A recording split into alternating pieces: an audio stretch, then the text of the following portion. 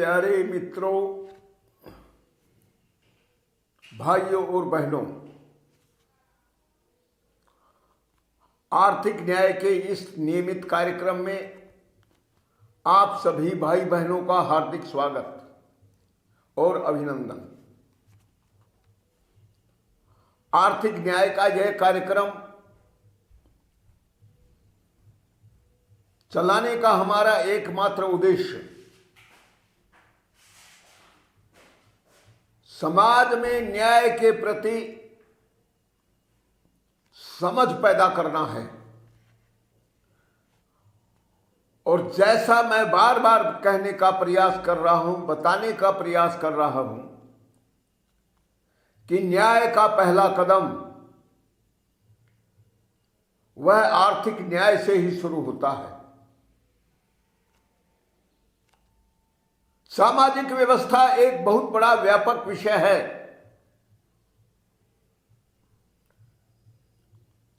उसमें व्यवस्था से जुड़ा हुआ सब कुछ तो शामिल होता ही है। किसी भी व्यक्ति के स्वतंत्र क्रियाओं का भी उससे गहरा संबंध है, क्योंकि सामाजिक दृष्टि से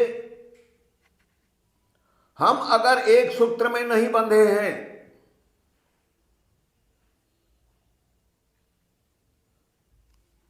लोगों में परस्पर सद्भाव, समन्वय,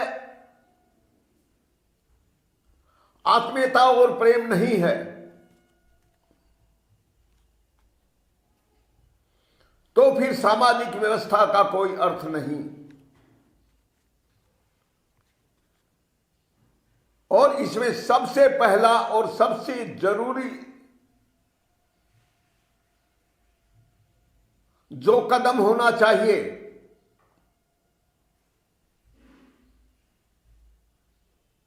वह प्राकृतिक संसाधनों पर स्वामित्व से शुरू होना चाहिए।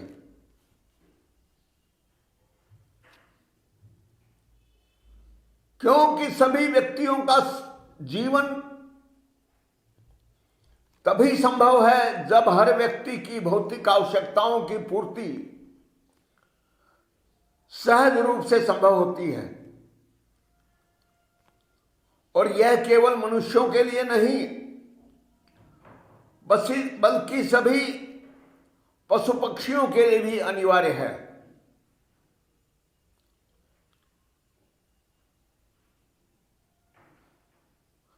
प्रकृति की स्वतंत्र एक अलग व्यवस्था है।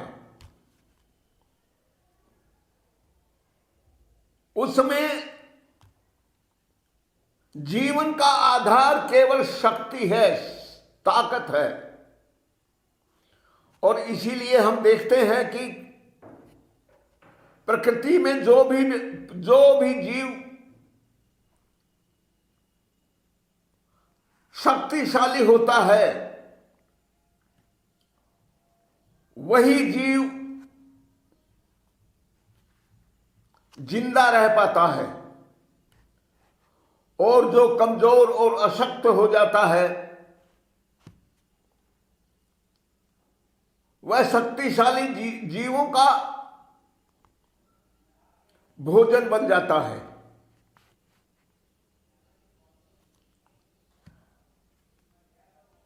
कई जीव जंतु ऐसे भी हैं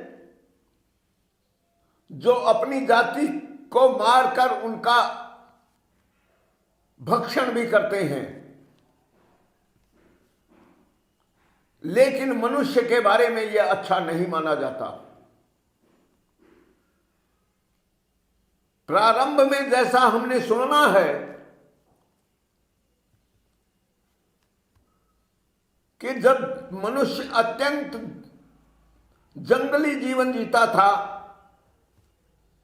सामाजिक व्यवस्था के प्रति उसमें कोई चेतना नहीं थी, उस समय हो सकता है एक मनुष्य भी दूसरे मनुष्य को मारकर उसी का भक्षण करता हो।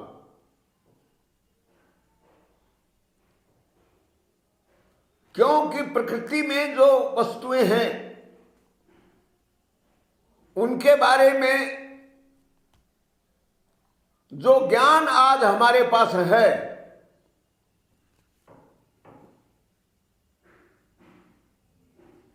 प्रारंभ में मनुष्य जाति के पास भी वह नहीं रहा होगा।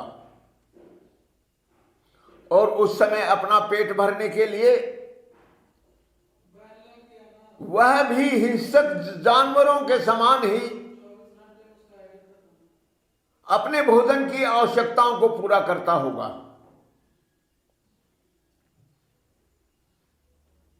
लेकिन हम जैसे जैसे समझदार और संपन्न होते जाते हैं तो उसके अनुसार ही हमारी सारी जीवन शैली भी बदलती है। और आज विश्व में मनुष्य जाति अनेक देशों में पाई जाती है।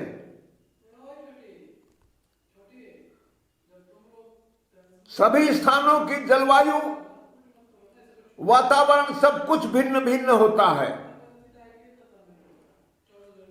कुछ क्षेत्र अत्यंत गर्म तो कुछ क्षेत्र अत्यंत ठंडे भी होते हैं। और सभी में अपने अपने वातावरण के अनुरूप सभ्यता का विकास होता है।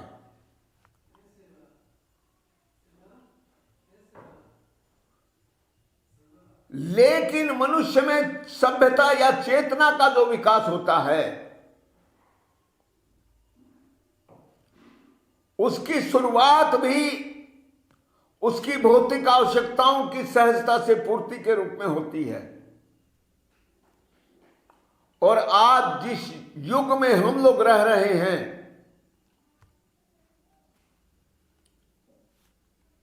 उसमें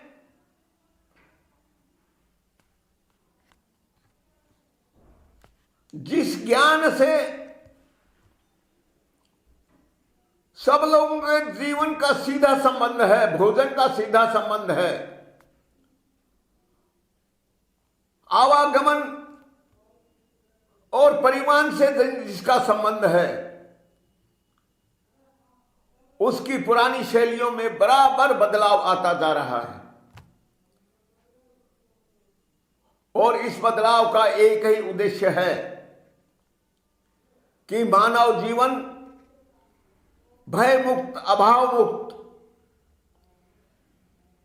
और ज्यादा से ज्यादा सुविधाओं से युक्त होना चाहिए। तो आप देखते हैं कि मनुष्य ने भौतिक विज्ञान की जो भारी उन्नति की है उसके पीछे भी मनुष्य की अपने सुख में वृद्धि करने की ही लालसा है। यही उसका मूल उद्देश्य है। लेकिन जब हम वस्तु स्थिति को देखते हैं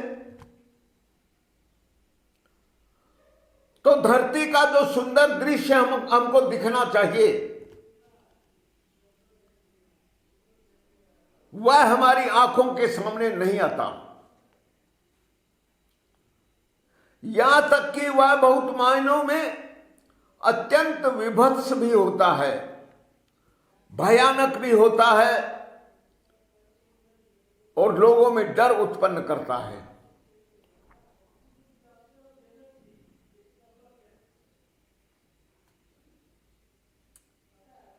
हम भौतिक विज्ञान में उन्नति की बात कर रहे हैं तो जैसा मैं बता रहा हूं कि भौतिक विज्ञान की सारी उन्नतियां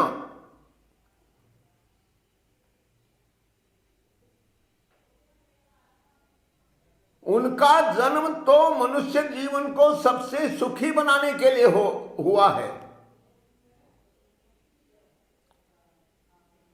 लेकिन हम यह भी देखते हैं कि मनुष्य ने अपने ज्ञान का उपयोग केवल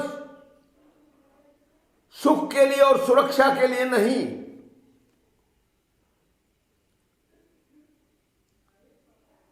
बल्कि विनाश के लिए भी कर डाला है।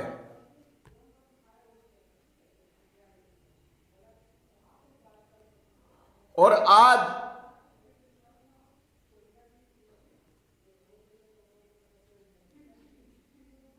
अनेक आविष्कारों के कारण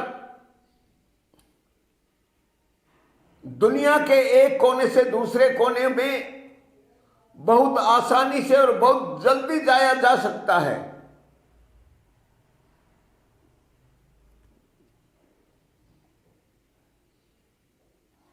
कोई भी सामान परिवहन किया जा सकता है,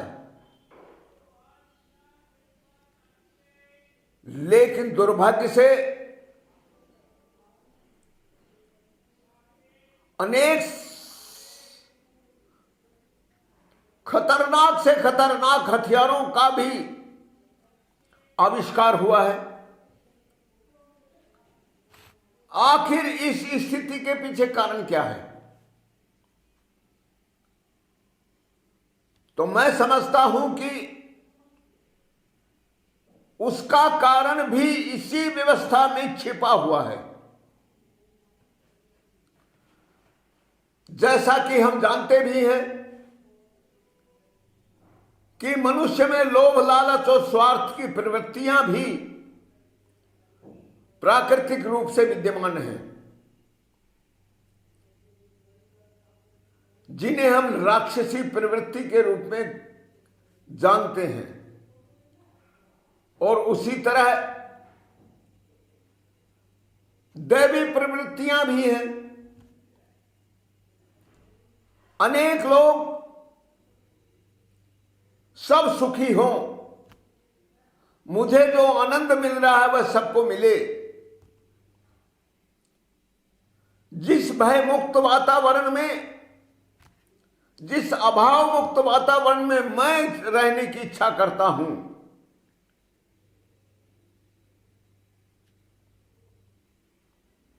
वही स्थिति सबको अच्छी लगती है। और इसीलिए अपने व्यक्तिगत स्वार्थ से ऊपर उठकर जो लोग पूरी मानवता के कल्याण के लिए काम करते हैं, इस प्रकार के विशाल दृष्टि रखने वाले लोग पूरी पृथ्वी पर एक विशाल परिवार की तरह जीने से की कल्पना करते हैं। पहली बात तो किसी भी प्रकार का अभाव किसी को नहीं होना चाहिए। और सौभाग्य की बात यह है कि मनुष्य के उपभोग की सभी वस्तुओं का उत्पादन आवश्यकता से अधिक हो रहा है, क्योंकि सारा उत्पादन अब बहुत सरल हो गया है। पहले जो काम लगातार भारी मेहनत के बाद भी पूरा नहीं होता था, अब वह अनेक मशीनों और उपकरणों की सहायता से बहुत जल्दी पूरा हो रहा है। पहले से अधिक अच्छा भी हो रहा है, शीघ्र भी हो रहा है, लेकिन उसके बाद भी धरती पर भय मुक्त, अभाव मुक्त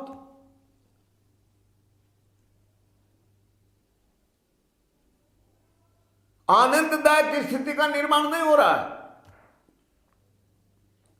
और उसका कारण केवल एक है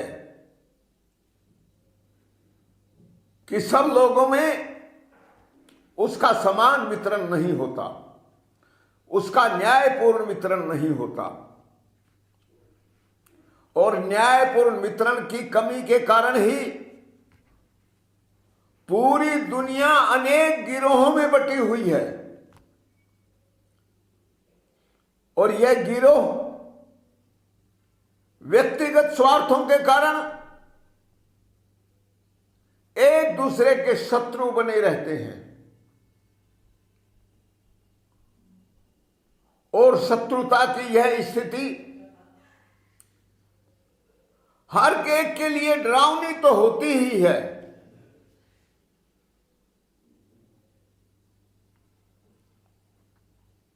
और बहुत खतरनाक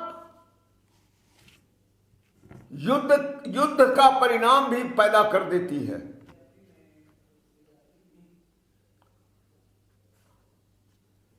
आज यूक्रेन को लेकर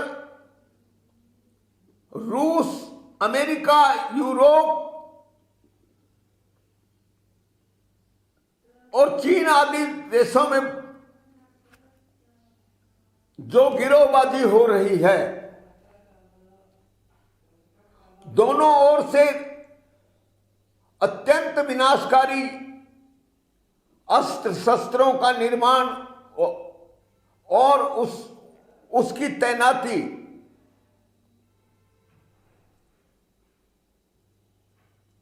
दो विरोधी देशों के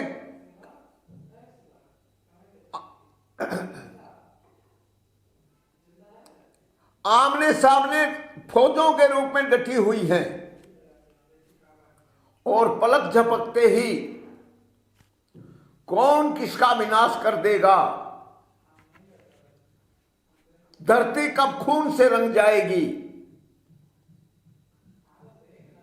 या विनाशकारी हथियारों के कारण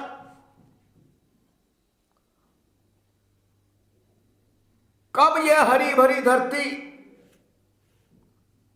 आग की लपटों से घिरकर राख के ढेर में बदल जाएगी, यह कोई नहीं जानता।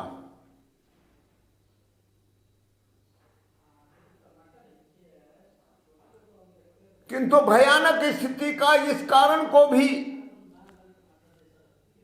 हम नहीं समझ पा रहे हैं, और जब इसका कारण ही समझ में नहीं आ रहा है तो फिर समाधान समझ में आने का तो प्रश्न ही नहीं है।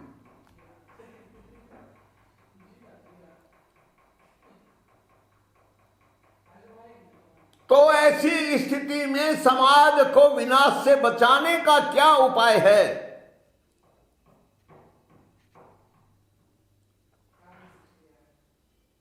क्या वह अत्यंत विचार का विषय नहीं है? और मैं आपको कहना चाहता हूं कि जिस आर्थिक न्याय की समझ को हम समाज में पैदा करना चाहते हैं, केवल वह समझ ही समाज को बचाने में, समृद्ध करने में और भय मुक्त करने में सक्षम हो सकती है।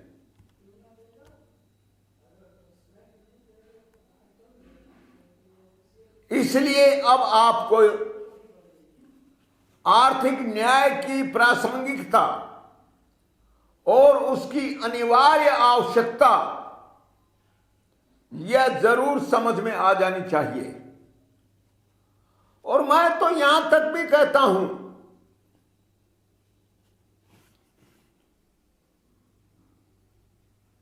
कि यदि दुर्भाग्य से वह विनाशकारी विश्व युद्ध हो गया तो उसका भयानक परिणाम देखकर अनेक लोगों के समझ में यह बात आ जाएगी, उन्हें सोचने के लिए मजबूर होना पड़ेगा कि समाज को इस विनाश की स्थिति से बचाने का क्या उपाय है।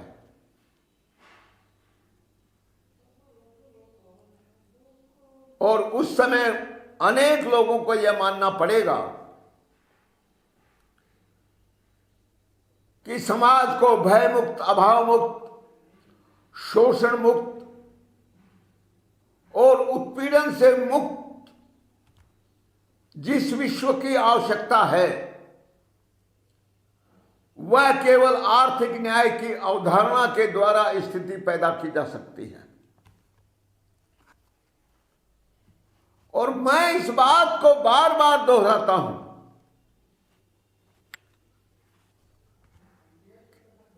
कि इसका मतलब यह नहीं है कि पहले इस दिशा में कोई काम ही नहीं हुआ हो।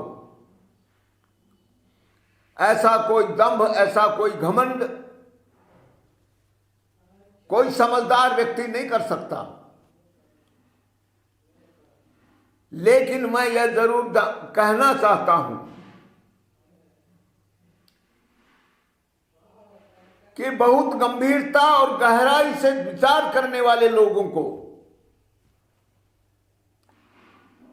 आज की सभी सामाजिक विचारधाराओं के आधार पर इसका तुलनात्मक अध्ययन करना चाहिए। और मुझे तो इस बात का विश्वास है कि जब तुलनात्मक रूप से आप आर्थिक न्याय की अवधारणा को अपने विचार का विषय बनाते हैं, तो मेरा तो यह विश्वास है कि आप चाहे जिस भी दृष्टिकोण से उसको परीक्षा लें, वह बात खरी उतरेगी। क्योंकि हम वितरण की जो व्यवस्था करना चाहते हैं,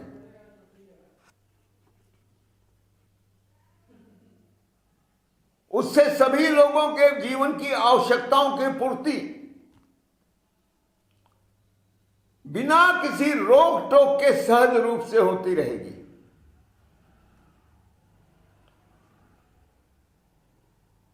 उसमें व्यक्ति की स्वतंत्रता और न्यायपूर्ण व्यवस्था के अंदर मर्यादा के साथ रहते हुए सबके बीच व्यापक सहमति और संतुष्टि का भाव भी लोगों के अंदर पैदा होगा।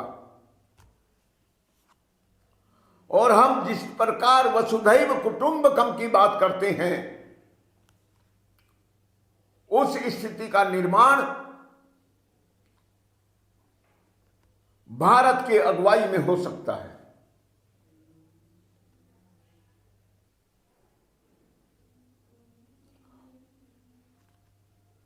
लेकिन जब तक समाज में इस प्रकार की सोच, इस प्रकार की बुद्धि का विकास नहीं होता,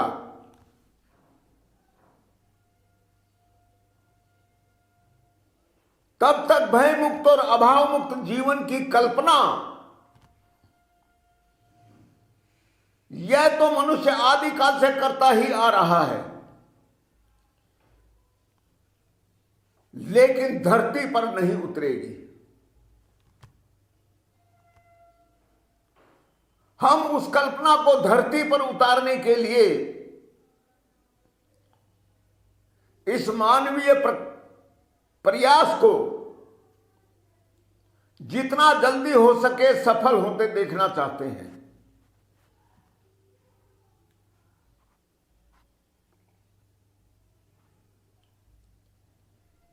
और इसीलिए हम न्याय के प्रति लोगों में वह समझ पैदा करना चाहते हैं जो आज पूरे विश्व में पैदा होनी चाहिए।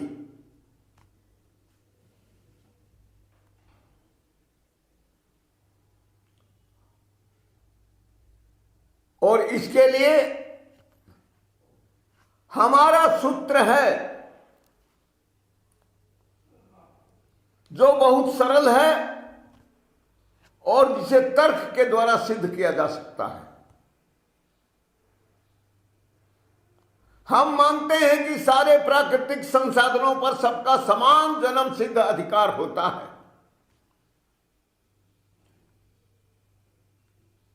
यह प्राकृतिक रूप से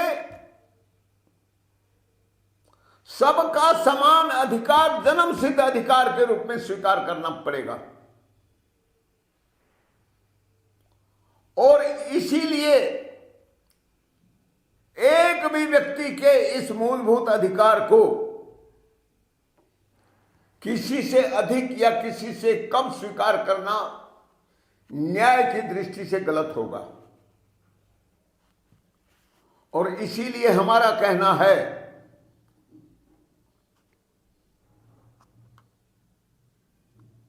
कि धन पर सबका औसत अधिकार होना चाहिए, अर्थात औसत सीमा तक प्राकृतिक संसाधनों पर सबका अधिकार होना चाहिए और औसत से अधिक संपत्ति संग्रह करने वाले लोगों को जो अधिक संपत्ति संग्रह की गई है प्रत्यक्ष रूप से जो दिखाई पड़ती है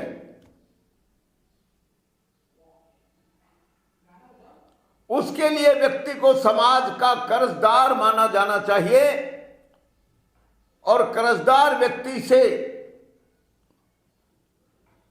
समाज को ब्याज वसूल करने का अधिकार होना चाहिए। ब्याज के बारे में सामान्यतः सभी लोग जानते हैं, लेकिन ब्याज को गहराई से समझना यह थोड़ा कठिन जरूर है, लेकिन असंभव नहीं।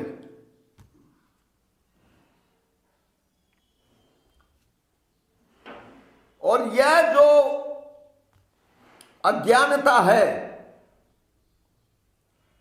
यह भी अकारण नहीं है, बल्कि कुछ लोभी लालची स्वार्थी लोग समाज में इस अज्ञान को बनाए रखना चाहते हैं, क्योंकि लोगों का मानना है कि अगर सभी लोग समान रूप से ज्ञानी हो गए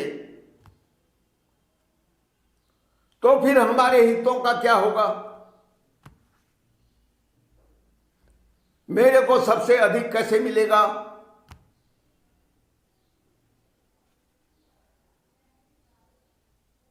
इस बात को लेकर अनेक प्रकार के मतभेद पैदा किए जाते हैं, रहते हैं। और मैं तो कह